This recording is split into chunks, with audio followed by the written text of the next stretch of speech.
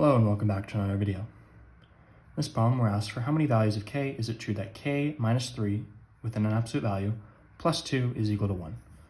So let's just write this out here. We have k minus 3, absolute value, plus 2 is equal to 1. So let's solve for k to see how many values are true.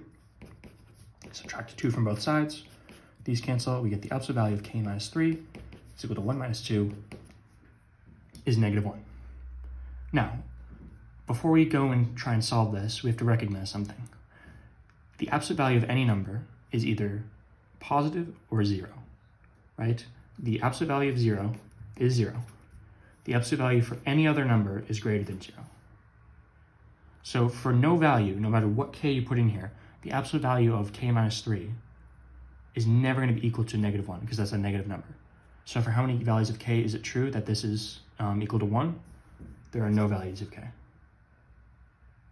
As always, thank you for liking and subscribing, and I'll see you in the next video.